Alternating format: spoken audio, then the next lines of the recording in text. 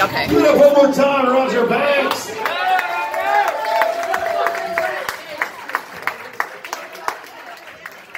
Where's my fucking cheese? You guys like sports? Anyone? Sports? My favorite new sport is women's curling.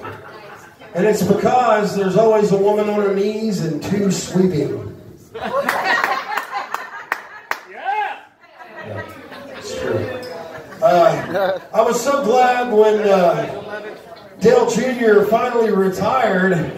It reminded me of the Kobe farewell tour, except Jr. never raped anybody. Oh, you would have grown at the rape pass for Kobe Bryant. Okay, that's all right. That's fine.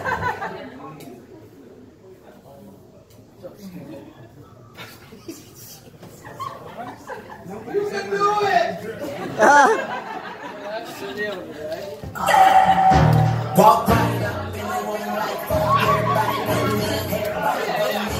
looking like this, all good, but And now, come to the stage, our next comedian. Give it up for Michelle Bader!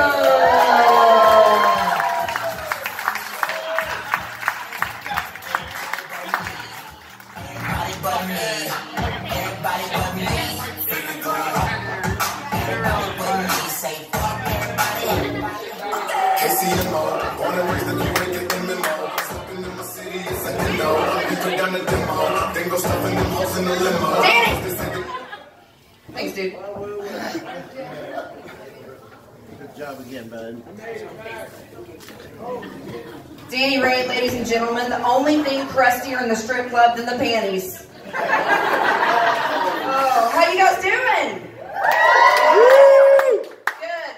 I was so happy to come to Parkersburg, so happy. I always feel so welcome here. But I was a little worried for the first time tonight. I went to the Filipino restaurant. I was really excited about it, and the food was amazing. The food was wonderful. The service was fantastic. If you haven't been there, go. But when I pulled into the parking spot, there were two cops.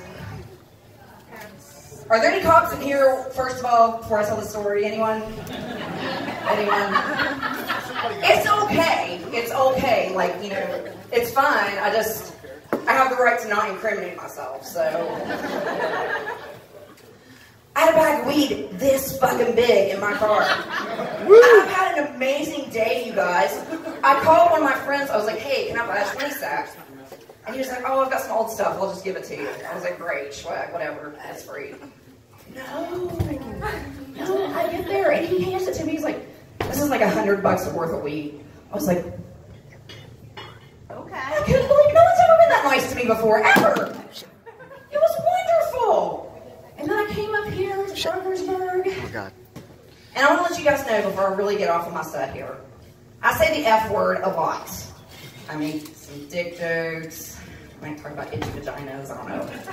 So if anyone is really offended by that or like doesn't like cursing, I'm going to give you like a few seconds to get out and get your shit and get out. Just, no one's going to judge you for being a pussy. It's fine. It's fine. We understand. No one, huh? Sir, you look a little concerned. It's all right. Take your purse and go. All right, I guess you're gonna have someone to pray for in the morning. Oh God, this weather fucking sucks, does it not? Yeah. I swear it's like summer just got up to go get a pack of cigarettes, and this shit is what our mom picked up afterwards. This is fucked. Summer wasn't really that nice to me this year either, much like my real dad. Summer this year was just like, my car got stolen. It actually ended up having a really happy ending. But yeah, I was out drinking one night, which I've learned since then I shouldn't probably do because I lose shit. Money, friends, my will to live.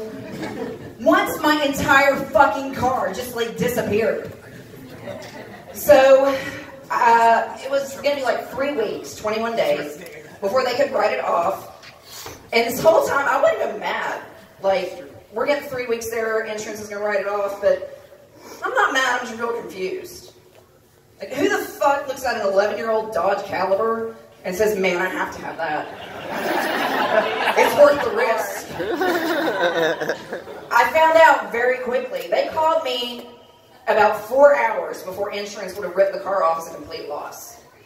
So I was a little upset about that. My then boyfriend drove me up to Charleston from Huntington, and we get to the tow place.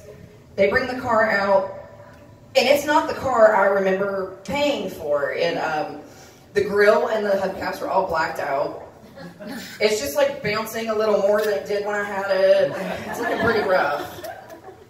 And the guy gets out. Before he even opens the door, just the smell of gasoline hits me in the face, and I see back where my children used to sit, a big fucking gas can. Like, this dude apparently did not like to make stops. He just, took the gas with it and didn't need to stop for it.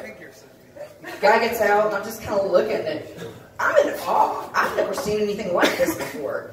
You know those puzzles where you have to find, like, random objects that are just strewn about everywhere? That's what my car looked like. I was looking in the back seat, and there's all these Hardee's chicken boxes. And I don't know who eats that much Hardee's chicken, but it was disgusting. I get around, this is where it gets interesting. At the back, at the hatchback, I look and I see all these boxes of random shit. Like, there was one with a vase, he had some beads, some framed photographs. I was like, what the fuck? Did HGTV do a segment on how to spruce up your felony? This is weird. This is messed up. I get around and see a bunch of rusty knives sitting in the back thing. I'm like, oh, wow, that's great. Someone might have been murdered in my car. Fantastic. When I get to the front seat, I see a bunch of sandwich bags, and now it's all starting to click. My boyfriend called me over to the other side. It's like, come look at this, baby, come look at this. I get over there, and on my bumper, on my driver's wheel, is a big sticker that says Team No Sleep. I was like, what? Where did he get that? And my boyfriend's like, that's not important, though that is really fucked up. Look down here. I look, and I see a sandwich bag of what looks like marbles. Like, that wasn't even the weirdest thing I'd seen in the car today. I don't know why he was so fascinated with it. I was like, okay, so he's like in a marble league or something? He's like, no, dumbass, that's meth. I was like, oh, shit! I didn't know that. See, I can tell you good bud, obviously. I can look at it and tell you what kind of buzz you're going to have, if you're going to be like, sleepy or anxious, I can do that with weed. Xanax, I can look at the color, shape, size, and tell you the dosage, diagnosis, and how many thieving grandchildren they have. But I had no clue what meth looked like. None at all. So, I look at my boyfriend, I'm like, we gotta go to the police station and turn this in. I'm like, you need to drive behind me. He said, you're not driving that to the police station. I was like, baby, we're not gonna smoke it. We don't know what's in it. When we get home, if you want me to, I'll go into How Stuff Works and look up how to cook you some meth. I'll put some nutmeg in it. He was like, I don't want to smoke meth. Just call the police and have them come here, because if they pull you over, they're not going to believe you're driving with all this shit in the car, a bag of meth on your lap, on your way to turn it in.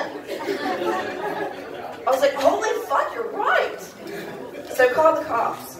The guys from the tow yard came out and were just kind of standing there laughing about this. And I was thinking, it's right there. I mean, it's right there. You guys drove my car with all this meth in it and didn't notice it? Sell that shit. I was going to. It gets better. It gets better. But the cop that pulled him out of the car, apparently they had quite a struggle because he didn't notice the big old bag of meth just sitting there. He failed to make that collar. Shitty cop. Seriously, are there any out there? I don't want to offend all y'all. But no, the cop that comes by, I know a lot of people in this room have seen the movie Super Troopers. Am I right? Woo! Yeah. Officer Farva. He was a skinnier Officer Farva. As soon as he pulled up, I was like, shit, he's going to go off in search of a liter of cola. He ain't even going to do this police thing right. He gets out and comes over and starts asking me for boring shit, my name, my social security number. I'm like, dude, you don't understand, there's a big ass bag of meth. You need to go take it. I'm boring, go get that. Finally, he gets over to the car, opens the door, bends over, picks it up, and goes, "That's a big-ass bag of meth. That's that Mexican shit right there." I was like, fuck, how does everyone here but me know what meth looks like? It then dawned on me that even my boyfriend knew what meth looked like. I looked at him and I was like, what the how do you know what meth looks like? He said, well, when I get in touch with my inner gangster, I watch Breaking Bad. We broke up shortly after that, and I can't really say I blame him. So I started fucking around with dating apps, right? I went on Tinder, yes, because I really like the idea of just being able to completely dismiss someone from my life with a swipe of a thumb. But within like 20 minutes, I'd seen 17 different dicks. Some of them were dressed up in really cute costumes. One of them was a leprechaun. One of them was Santa Claus. Yeah, the beard was really creative. One of them had a little top hat and a monocle. But I was just like, no, I can't see as many dicks. I can't do it. I'm old-fashioned. See, back in my day, the first time you met a dick was like when you were drunk, shit-faced drunk. You know, in high school, it was a bottle of booze farm and off to the races. That's how So I tried that upper echelon of dating sites called Plenty of Fish. You guys heard of this one? Like my second day on there, some woman messaged me and asked if I would fuck her and her stepdad at the same time. How much? More than they could afford. They were gross. I did what any responsible adult would do in this situation. I went running into the next room screaming, "Mom!" That would be you. She was so chill about it. She was just like, "Did you ask for her mom today?" I was like, "I thought she'd be making pot roast or something." That's like, I don't know, doing mom shit. Whatever it is that moms do in that situation. So yeah, now I'm just like completely single. It's a lot of fun. Yeah, It is a blast. Yeah. Probably longer than me with life.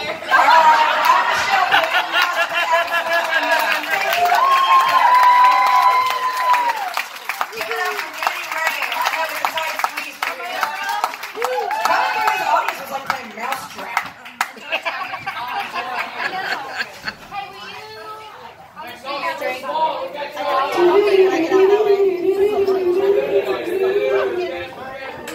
Give it up for Michelle!